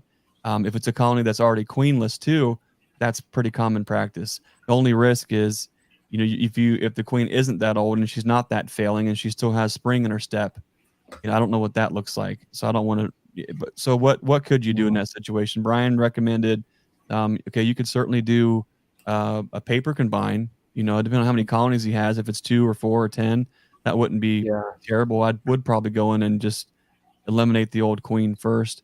But I hate to get rid of it, and unless the queen's failing, I hate to get rid of this early in the year because they're still. I mean, I don't know what the Israel season looks like, but I don't know either. I mean, get rid of a queen too early. Couldn't you just move the old queen over? I mean, put her. I wonder if he has a double nuke just to make like a little resource colony, and that way, if there's an issue, That way, if there's an issue with a queen Mm-hmm. in the next month or two, you know, I mean, boom, you have one available that'll get you through the winter. But like you said, yeah, I have no idea what. Yeah, that would be ideal if he could just, you know, pull those off and just put them in a nuke, or just make a little split with that new queen, and maybe combine the other bees back within a weaker colony. Maybe using the newspaper combine and see what happens, and then he'd have that resource hive to supplement the others. But he really doesn't want to expand. It sounds like he wants to keep the number about where it's at. So I think if he did decide that he wanted to just totally requeen, and maybe one of those queens is failing, I don't know, then maybe pinch that queen and then newspaper combine, or you could just use the push-in cage and just stick her in there for a few days, you know, just like you're introducing a queen, period. And so that's something else you could do. That's where the double screen comes into play, because the double screen is just so darn handy for so many different things. Absolutely. In this situation here, I mean, if you wanted to keep them and you had a smaller colony on top and a resource hive, you could keep them all winter over top of the double screen and have the bigger colony warming it above. You could totally do that. But I think what comes to mind is he said the magic words. It's not about what Greg or Brian or Bruce would do. His goals were clear, that he doesn't want to grow. He's out of equipment, which means you cannot have that many queens laying eggs, because they're going to overflow. And then that could be an even bigger problem. So I think one thing you could probably easily do is, if you were real worried about the queen, you could cage her, or push in cage, kill the old queen, pull the double screen out completely. I wouldn't even waste time with probably a paper. I would just cage the queen up. She's going to have enough support staff, I think, around her. If you were worried about that being too risky, then you could put a piece of paper in between there. But you hate to kill a queen unless you have to. In this case, I think he probably has to, unless he knows somebody in his local area who might need some queens. Then have them off a little resource high, a little 3 or 4 frame nuke, just big enough that they can defend themselves. And then worst case, at the end of the year, you know, kill the queen and combine them then. There's so many options there. Yeah, there are, but I think he's on the right page. He could do either one of the suggestions that he suggested. So, Connor, I hope that helps. I'm not sure if he's awake right now. I'm sure he'll be listening, and I'm going to shoot him a message tomorrow or a little bit later on and tell him kind of, I guess we started that conversation about 110 or 115, so he'll be able to watch that part. He's a physician over there in Israel. It's pretty cool. I think he's from Louisiana, though. He's American. I think he's over there working in Israel. So it's a pretty cool story. I don't know completely know his history, but he's been involved with these StreamTeam. He's gotten on here, and I think it's like 3 a.m. when we come on over there or something like that. So he's been on here. He's commented before. So he's a pretty crazy. I don't know how long ago he heard about us or started watching us, but he's been a pretty loyal contributor to the StreamTeam, I think, and to my channel for sure. I know he watches my videos for at least for a while. I'm not sure how long, but Connor, thanks for the question, man. That was good stuff. It made us all think a little bit, and I think what you mentioned would work, either one of those options, and there are many other things you can do. It just really depends on what your goals are, but I do agree that either one of those situations would work. I would be more likely to use like the push-in cage now that I've got some that I'm making, some way to let that queen kind of, if you're just going to kill one queen and put her in there, you can combine the bees. I think that's fine. The biggest issue is you don't want the queens, you know, you want to make sure in your situation probably that you have the queen you want in the new colony. I think a push-in cage would be a great idea on that if you can do that, or even a regular queen cage if you can block it with a cork or something and give them plenty of time to get used to her. But the push-in cage I think is a really good idea. Bruce, what do you do in your situation? It would be not to chase the same problem all night, but a variant of that would be you're working a 4-way pallet, and on that pallet you've got, let's say you're down to just 2 colonies for whatever. You've already pulled nukes, they've thinned out, you've moved resources. Let's say you're down to 1 colony that has no queen, they're queenless for sure, 100%. And you have another colony, catty corner on the 4-way, that's queen right. And let's say you're not making queens and you're not dropping cells and you're not going to requeen the queenless one. What do you do on that 4-way pallet to correct that situation? You mean if I want to keep the one that doesn't have a queen? Mm-hmm. I would just take it depends on the time of the year. If I could get a queen, I'd rather do that. But if I have a good strong colony, it could be any of them in the entire bee yard. You could just take a frame with eggs, eggs are very young larvae, and just stick it right down there in that queenless colony and let them try to make a queen. If there's enough population to do that, that's one option you could do. Is that what you're thinking? No, I see that's wheels good. spinning. That's why That I'm would work, asking. and that's the way you could make kind of I've done that many times where I've just, maybe I wasn't sure if they were queenless. Maybe I thought, well, it possibly is a virgin queen not getting mated or whatever. But it's always an insurance policy. You can always drop a frame that has eggs and brood in it in a colony, and theoretically they'll be able to fix the situation, whatever that situation is, as long as there are drones around. It may not end up being the best queen in the bee yard, but it helps them survive. Sometimes they end up being really nice queens when you do that. It just depends. So it's not the guaranteed really good queen situation, like I said, but I do that quite a bit actually. If in the spring, especially, like if they're in the process of superseding all over the place, I don't see a queen in there. Most of the time I'll leave them alone. They end up with queen in a couple of weeks, especially in the spring when everything's good. But sometimes they don't. But it never ever hurts just to drop a frame in there that has some eggs in it, and let them make a queen. If they don't need to make a queen, they won't. But if they are truly queenless, they can. That way, that they're not hopelessly queenless, they're not going to die out that way. What's your solution in that case? Well, the reason I asked, I thought we'd probably have different takes on it. A lot depends on the time of year. Right now we're still grafting every single week, and it's getting more difficult. It's getting hotter outside. The cell starters start acting differently. They need a lot more babysitting and tending to draw out nice cells.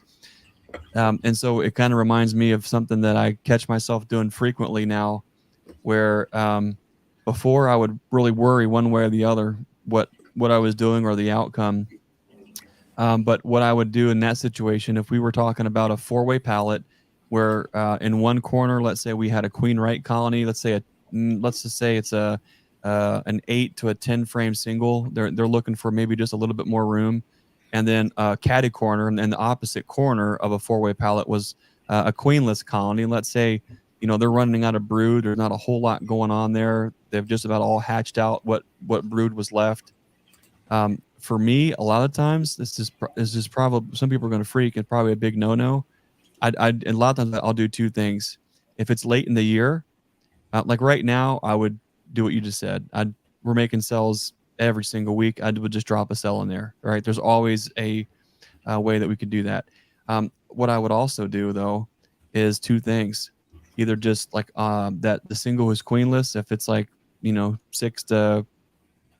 4 to 7 frames of bees, I got no problem just shaking the bees off right onto the ground out in front of the colony, and then taking their frames and their box and putting them on the queen right colony. And then what's happened is I don't have any young nurse bees really left at that point. Not a whole lot. There's some, not a whole lot. Let everybody fly and figure out where they want to go, because they integrate. They will go right back into one of the colonies. Sure. And it may be even the colony on the 4-way. So what's more important to me is not the 6 frames of bees.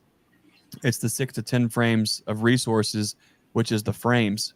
So I either shake them out and just move the box and their comb to another colony and let everybody else, let them figure it out. Or if I'm in a hurry, and I've done this and it works, it seems to work really well too. I'm not saying you should do it. I'll take that box who's queenless and I'll just put them right on top of that queen right colony, or I'll put a super between and stick it on top just to give them a little bit of space. And I'll go back. They've got it all worked out. Original queen is still in there, and now they're nearly twice as strong. Yeah, I thought you were talking about trying to maintain that original colony. Yeah, if you're not worried about keeping both colonies, it's a way to maintain it without making it queen right. At least saving the assets. Yep, that's true. And then you can split it off later if you want to, or just let it roll through the winter. That makes sense. Yeah, absolutely. That was what I was kind of thinking. Yeah. But then I was thinking you wanted to keep them both individual colonies and requeen it. So, but yeah, that's what I've got to get better at doing, that kind of thing. I actually did that a couple of weeks ago. One of the colonies, we had some real strong ones up in Ozark, and one of them was kind of dying out. It was actually one of the meaner ones up there that was kind of fizzling out. I think it was like, I don't think they were queen right or whatever. And I just took that box, that deep box, set it right on top of the hive next to it that was really strong, and I'll find out Friday how they're doing.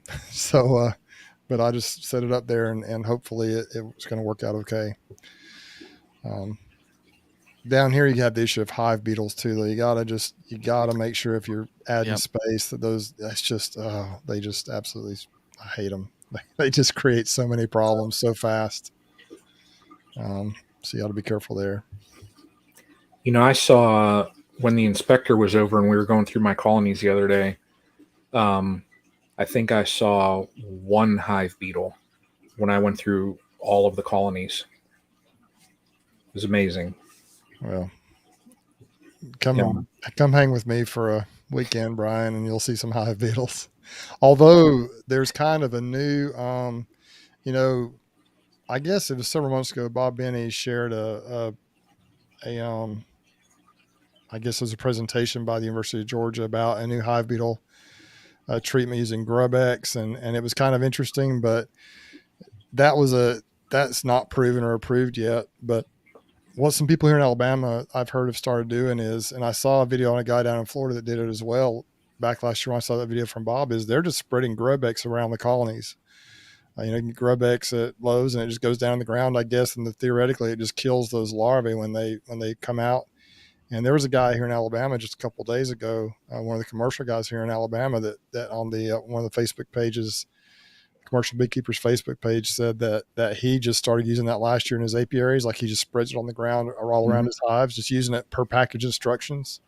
And within a couple of weeks, it largely eliminated the hive beetle population. And they had, really, so that's what he did. So I think it couldn't hurt to grab a bag of that stuff and spread around my colonies. I mean, why not? It's not going to hurt anything. And it just kind of goes in the ground, I think, kind of like fertilizer, but it just kills the grubs. And I think theoretically it kills those larvae when they hop. That's the issue with hive beetles, is the beetles themselves aren't the issue, but the larvae destroy the hive. And so, but they drop out into the ground and then they reproduce. That's part of their process of reproduction. And so if you can kill them while they're in the ground, then it'll get them. And Stan says murder sauce. I haven't tried that yet, Greg, but apparently that's some good stuff. I need to probably mix some of that stuff up. I say it was a saving grace for us at the old farm. The colonies were midway on a north-facing hill that was just full of spring seeps. So what that means is the soil was just extremely anaerobic, very high clay, and we were just overrun with hive beetles there. Some things that help was black landscape fabric. That really did help a lot. But baiting the bottom boards with that murder sauce, which was diatomaceous, Crisco, eucalyptus, it really did help. It really pinned their ears back. Wasn't a silver bullet, but it really did help out. This year, the new farm this year and last year is up on high ground at the very top of a ridge. It's a completely different soil composition, soil type, drainage, everything. It's literally like paradise compared to the old place. And so I've seen hive beetles in 3 colonies this year, and all 3 were one of the trouble that we're having with if you're dropping queen cells in, like if you're pulling queens and then dropping cells, is it seems like when it gets really, really hot out, the queen cells that we drop, I think they cook. They get just a little too hot, and I think it's affecting their hatch out. So we'll have cells that just aren't hatching, and of course, when they're not hatching, it's putting that hive in a downward spiral. We're in a lot of those colonies, we're really not checking the box. I'm not in them every day. We'll drop it. We'll pull a queen, drop a cell, same time, and then we'll come back 21 days, and then pull that queen if she's either ready or she didn't take. And so either way, we'll pull the queen cell out and then drop it in. So in that situation, the only point of failure really is when that queen cell doesn't hatch, and that can be for a couple of different reasons. When it doesn't hatch, that's when it starts to go downhill. They lose population. It's when they get robbed out. A 3-frame colony or so gets robbed out. That's when the hive beetles start to peek in, and then you can smell it. But what's interesting enough is when you're in a whole yard full of 3 to 5-frame colonies raising queens, everybody else is fine. If they're queen right and they're doing their thing, they're fine. It's just the ones where the cells didn't take and then they get robbed. No one's there to protect them. They go downhill. And for me, it's been a quick. It is quick. Real quick. It happens so quick, but the remedy is also really quick because we can just pull out any of the frames that aren't gicked, put that on top of something else, and then just turn the box on its side so it's getting light and sun, lay it right on the landscape fabric. Within 2 days, nobody's home. They're all gone and done. And then I'll just put that box on something strong to clean it up. But there's a question here from Nick Zooks. Nick's is here in the Sunbury, Ohio area, raising nukes and queens. And Nick's question is, Greg, do you grade your queen cells based on how much royal jelly is in the cup? What is the cutoff when I should call out cells for not having enough jelly? That's a great question. And there's going to be probably a million different responses to that. But there's a difference between enough royal jelly and maybe not enough royal jelly. What that is, in my mind, at least, when I look at royal jelly in the cup, if that cup is just plumb full of royal jelly and the queen is head down into the cell, what good is all that jelly? You know, I'm answering my own question by saying there really isn't any value there. When she hatches naturally in a box, you know, she can hatch door opens up, she can crawl out and go head up into the cell, and we'll actually watch them eat the royal jelly. The timing on that, however, if you're letting cells hatch and you're using virgins, that's really not best practice, because a lot of times if you're not there to babysit them every couple hours on a hatch day, they can sometimes get stuck in there head first and can't back out where they came out of that cell. So you have an increased queen mortality inside of the cell. So when is the right amount of jelly, and how do you grade a cell? For me, I just want to see some jelly residue in there, meaning that the diet was on point, where they got what they need before they went into that final stage of development. There's certain times of year where those cap cells are just beautiful white, all uniform in shape, and then half of that JZBZ shoulder will be full of jelly. To me, that's probably like the most ideal. The main thing is, how do I explain that? I don't think I have any. So I got some cages here. I don't have any.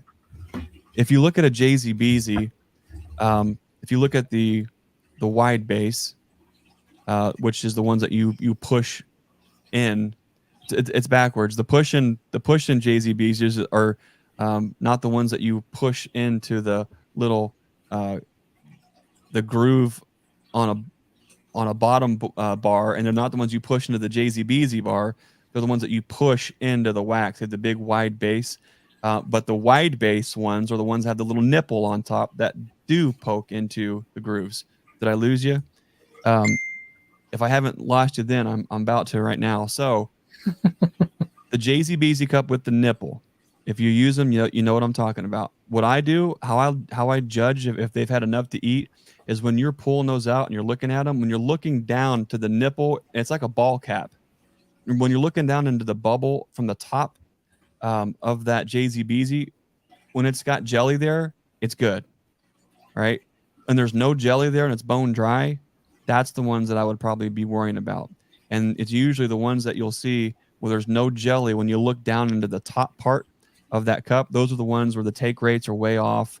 The cell size that they drew are also not uniform and just way off. And then those are the ones that you should hatch out, but hatch them out in something to where you can just see them and learn from it and see if there's any kind of a difference.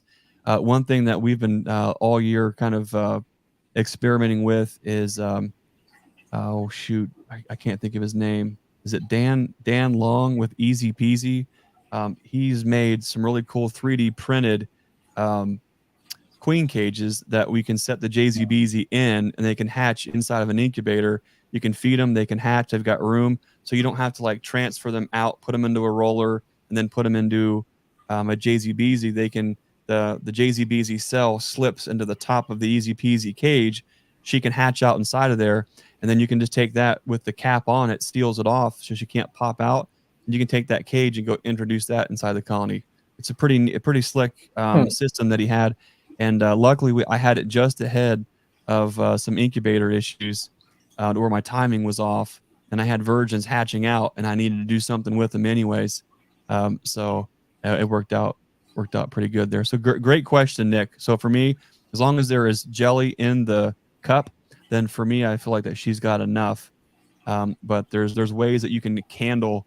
We candle each cell before I waste the effort on putting them in the colony, and that's just hold them up to light and looking, and you can see, that little gator tail or the little tip of the tail hanging out. And the day before they hatch, if you tap it and just watch, you can see her tail end just wiggling just a little bit, and those are good. Anything that doesn't move or seems weird, you can pull the cap off and take a look, and sometimes you'll find it's goo, or it was brown, it got too hot, got too cold, didn't get fully developed. There's nothing there at all. Those ones you just kind of toss. But did you know that those JZBZs, even after they draw those cells, you can 100%, even 2 days before they hatch, you can actually shed the wax capping off the cup. And I've taken her out and I've dropped her into my hand and I've looked at her, right? And I'm thinking, okay, everything's cool. And I've put her back into the wax capping and then pressed it right back over the JZBZ, stuck it back in the incubator just to see if it would hatch. Still hatches like a champ. So I think there's a certain line between being delicate and and reverent of what's going on there, but I think we are handling them maybe a little too gently. I think there's a lot. That's a story for another day. I'll just keep rambling. Mm-hmm. So, good question. Yeah. Maybe in 5 or 10 years, if I mess with queens, then I'll look at how much jelly's in them. I don't know. So. Well, it wasn't that long, and Brian said, "I'll only have 8 hives." And here he is, the closet sideliner. Sure. Mr. Burns, the Queen Whisperer. I love queens. That's my thing. There's something special about queens and making nukes. It's just that's from my thing is. Yeah, maybe one day. So. Well, guys, what's our future? What are we going to try and do? We haven't even gotten into our chat yet tonight, have we? I know. It's just, yappy calls. It gets derailed. You get this going on, that going on. So get Brad here encouraging. That's right. Yeah. Brad at that bee man at Faith Apiaries. Let's get him, Brad. Let's get Brian going there. One day I will, go to a grafting class. But Brad, I will say this. I was all lined up to go to a grafting class, and cheap, I would have been able to go and spend a couple hours and learn some grafting. But I ended up driving down to another part of Ohio and being put to work. So, I did get a donut out of the deal that was delivered from Maryland. But that's a story for another day. So hopefully it was well worth the trade-off. Yeah. Well, there we go. Yeah.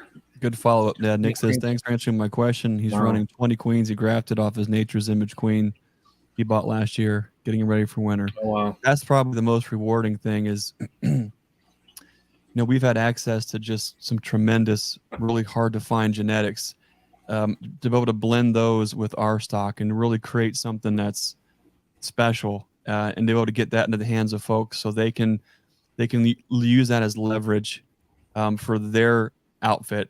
That is cool. Now they can take those genetics to their apiaries and just go to town, just improving their stock.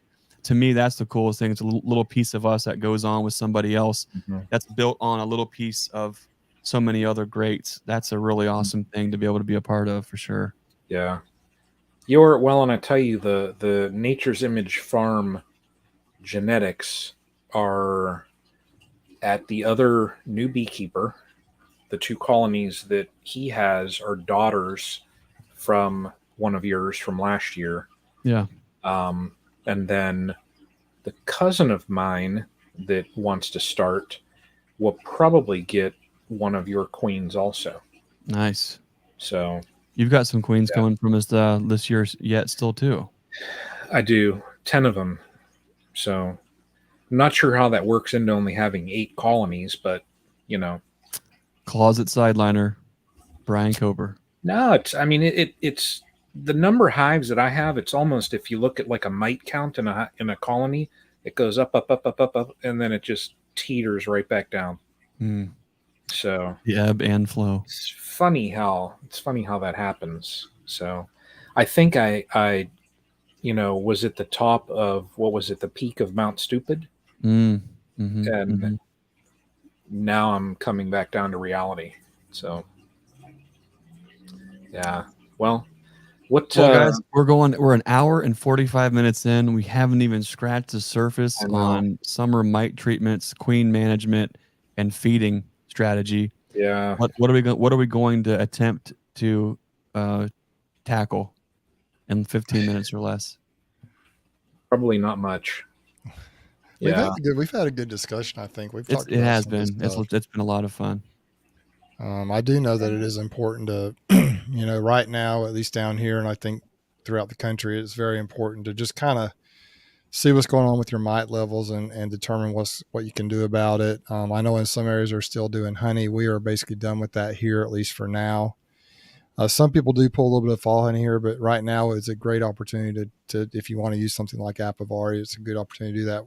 Take your supers off, use that, and then maybe stack them back on in about 6 to 8 weeks for the fall stuff. But we're kind of in between. We're really in a dearth right now. So right now is actually a pretty good time to treat for mites, but it's just so darn hot. You can't use a lot of the things very well. So I've been, just like Brian said earlier, I've been hitting them with some oxalic acid vapor. I know that's not the ideal thing to do in the summertime because it doesn't get mites under the cappings, but just to keep them in check. Maybe it's not even going to knock the numbers back much, but keep them in check. I'm going to do maybe another treatment or two and then just go through and do mite checks. And if I have an issue, I'll treat with some Apivar/Amitraz type to get them through. And then maybe in the fall, hit them with some Formic. But I'm going to keep an eye on it and see what's happening.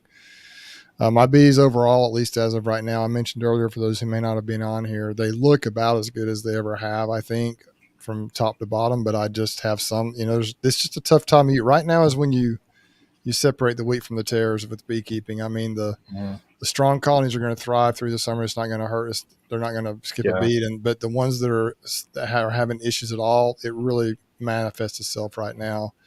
So it's actually, if you can figure out a way to introduce queens that's successful right now, is a good time, I think, to requeen. It's post solstice, and you're going to save some hives by doing that. And so that's something to keep in mind. Jason talks about feeding strategy. That's something too. That's one of my weaknesses. I'm still trying to figure that out. I've always been kind of a minimalist on the feeding. Just kind of, and this is just how I've done it. I make sure they've got weight, and I make sure they've got the feed they need to kind of survive and get through winter. And then I've never wanted to just feed and have bees build way up in the wintertime. I kind of use, Mike Berry kind of has that same strategy, I think. But I need to do a little better job of that. And maybe I need to learn more about the feeding. And that's kind of my goal this year, is to kind of piggyback on the things I've done in the past and maybe do a little better job feeding them. I know sugar is just so expensive. Everything's so expensive right now, but there's a trade-off. If you take care of your bees and you have strong bees, it more than pays for itself. I know, Greg, you're a big believer in the feeding. I know you do a lot of it, but you are making bees, but you're making a lot of bees too. That's kind of your goal. And through feeding the bees, you obviously make more bees that way for sure, if that's your goal. So it just depends on what your goals are. That's a good point, because you mentioned the uncomfortable word for many and for all of us at some point is expensive, and you have to define expensive. What does that mean? Does that mean the input doesn't equal an output that has value for you within your management, your goals, your method? If you're if you're working on a honey crop and you've pulled a honey crop, really what you're looking for is to have some colonies just kind of cruise through and be healthy, cruise through the winter, and then start over again in the spring. For us, I guess Bruce, you did a good job of just kind of outlining both your kind of the mite strategy and the feeding necessity, along with the queen, all in one little snapshot there. I'll try to do the same, and then maybe Brian can.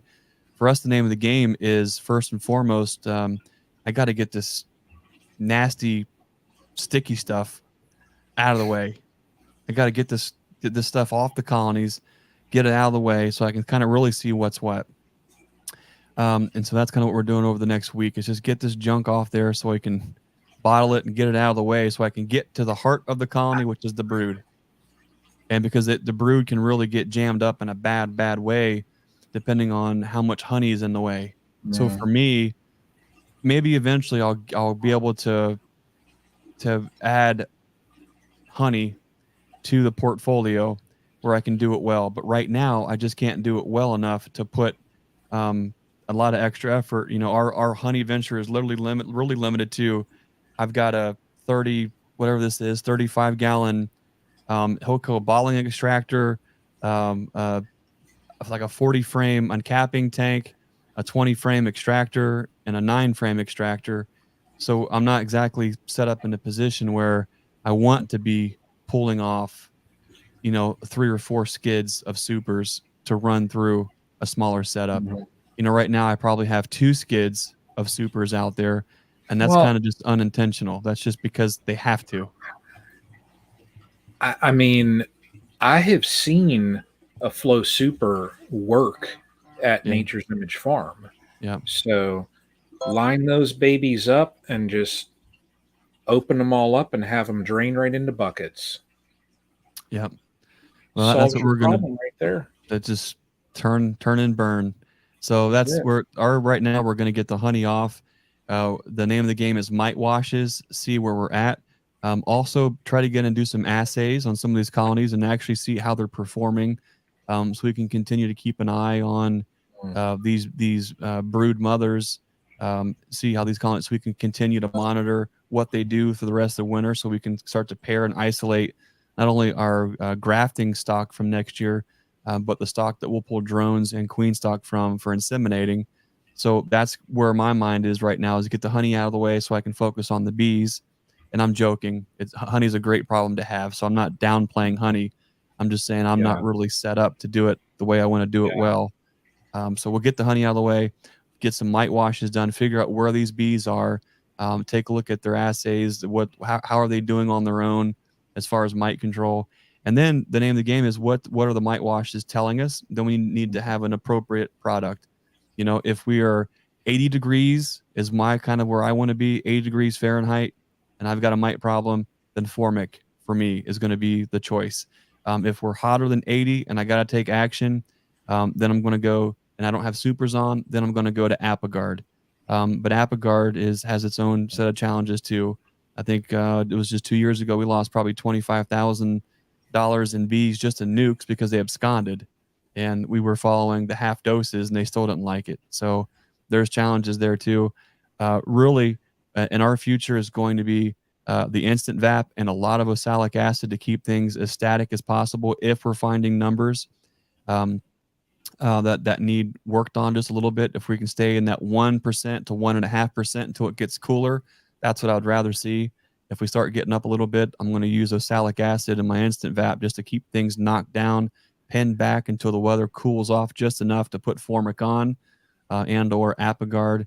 And then really one of the most important things outside of that is feeding strategy, because you take a yard of 150 or 200 colonies, or if it's 12 colonies, if you can keep them fed up and happy, that yes, they still want to forage and they want to go to work and bring something home, but they're not going to be so irritated when they do it.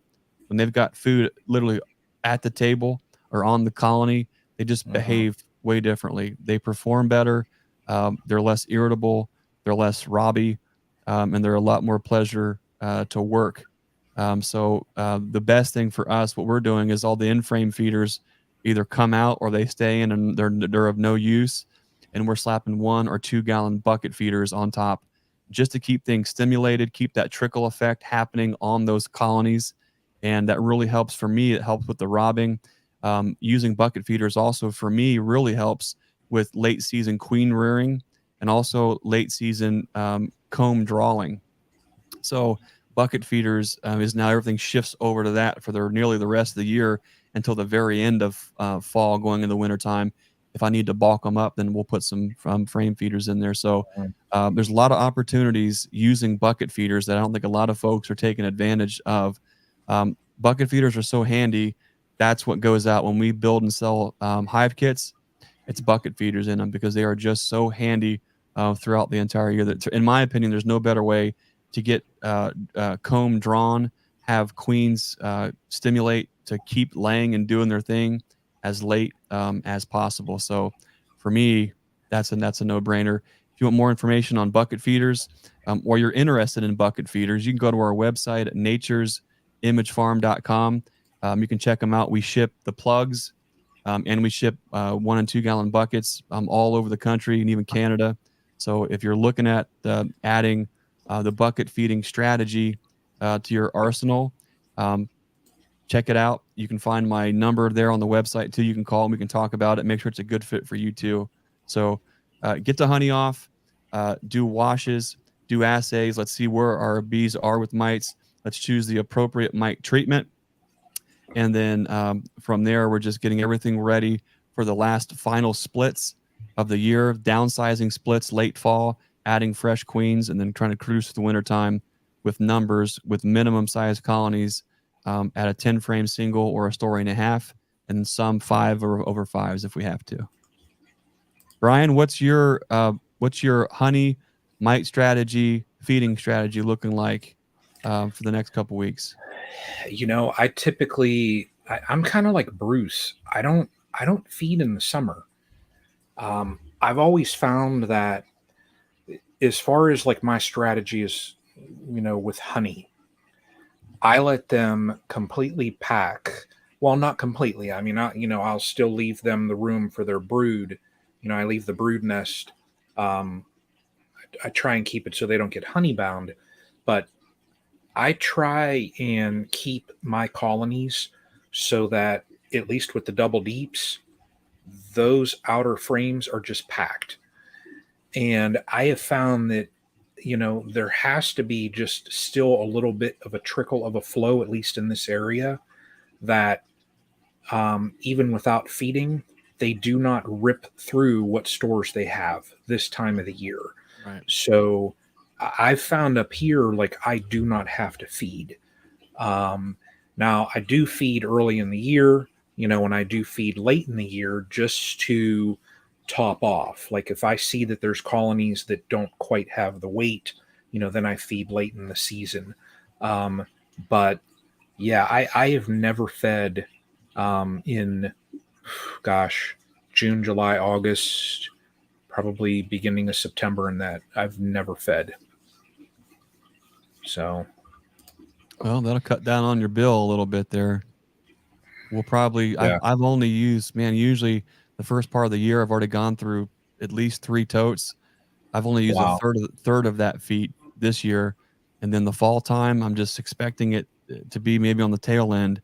But a lot of that is largely based on how much of this honey we get out of the way, number one, and number two, what is the brood situation when we do our last downsizing splits. And those downsizing splits won't be until, if I can help it, not until right around September or so, where I'm breaking everything down, cleaning up all the queen nukes and just getting all the last queens, getting them homed, getting them to the right size at the right time, and then just let them cruise. But yeah, well, guys, we're nearly 2 hours. Bruce, do you have any final thoughts or anything you want to share before we cut loose for the night? Not really. Just glad, grateful for all the supporters of this community, of the channel, and there's more to come. And I did want to talk a little bit. Can you guys hear me okay? I did want to talk a little bit about next week, what the plans are for next week. It's scheduled for my channel. Do we just want to kind of play that by ear? I think we're planning on doing it, but I know, Brian, you're going to be out of town possibly, so we can talk about that afterwards. But we'll plan on rolling with it, but we'll make sure and put a post out next Wednesday, or we'll make sure we'll let you know what's going on. Yeah. You guys it. Might just be me and Greg. Yeah, we're gonna plan on it, but we'll see how things go. Yeah, you guys do it. But I really don't have anything much. I think we've covered a lot of great topics, and just appreciate everyone for being on here with us. Yeah. Awesome. Well, I will not even attempt to do these like final thoughts and that, because Mr. Burns is just at another level, you know. So, Greg Burns. Well, on you, buddy. Brian, thanks for hosting us on your channel. Thanks for everyone who's tuning in live tonight to the StreamTeam Beekeeping Chat, or if you listen back to the replay later. We really appreciate you guys spending time with us, and even more so, the time that you put into this community to literally be the change that you want to see in this world. We don't use those phrases lightly. You guys are important, and what's important is we don't just talk the talk, but we walk the walk. Especially when the family is having friction. It's not about getting ugly. It's not about throwing people under the bus. It's about just doing what's right, sticking together, lifting up both sides in thought and prayer. And that's kind of where we're at with this community right now. Yep, there's a little bit of friction, and yep, the family tree got shook a little bit, but you'll have that. And the most important thing that I just want to relay with that is I don't think that there's anybody involved anywhere in this family tree that wanted to see this happen, that wasn't looking forward to this. I think what everybody wants to do is just get this put behind and then move forward with beekeeping and get the community on track and do, I think, what we all do best. And that's literally be the change that we want to see in this world, be a lighthouse to others, and put the people first. And I think that's what this community is about. If you're in the Ohio area, if you bought nukes or packages, queens, or supplies here from Nature's Image Farm, we want to say thank you. You've made everything possible. Without you, we definitely wouldn't be here doing this. As a way to say thanks, we have something called the Learning Yard. It's usually every other Saturday where you're welcome to come out. We'll talk about whatever is happening currently, current events with the bees out in the field, and then we'll take that and go right out to the field with it and apply it hands-on. This Saturday is our big honey harvest, where we're going to go do that. We're going to pull some honey off the Learning Yard. We might go ahead and pull a skid of honey out from one of the other yards just so it's there. Our goal with that is to show you how to pull the honey off, how to uncap it, how to spin it, how to get into a bottling tank or a bucket, how to bottle it and get it into a jar. So it's going to be a lot of fun. Looking forward to doing that. If you're a part of one of the local bee clubs that you saw me speak at this year, I also want to extend that invitation to you too. And so if you're interested, if you're not on our Learning Yard email list, go to our website, shoot me an email, and let's talk about getting you out to the Learning Yard, where that is the focus, is being the change that we want to see. We've got a lot of great folks that are going to stop out this weekend, including Terry Chapman from Guardian Bee Apparel, John Turpin from Strong Microbials, and all of our wonderful Learning Yard folks. It's going to be awesome. We invite you to come out and be a part of that community. It's going to be a lot of fun, a lot of exciting things happening at Nature's Image Farm, all because of the people there. I guess we'll see you next week, Wednesday, 8 p.m. on the Bruce's Bees channel. Brian's going to probably have the night off, and we'll see if we can somehow pull this thing together and push all the right buttons. But we'll see what we can do there, Bruce. I don't know if we can handle it without Brian. I think we'll make it work. We'll make it work. On that note, we want to thank you for spending some time with us. We really appreciate you guys. As always, want to remind you to be the lighthouse and be the change you want to see in this world. We'll see you next time. Thanks for watching.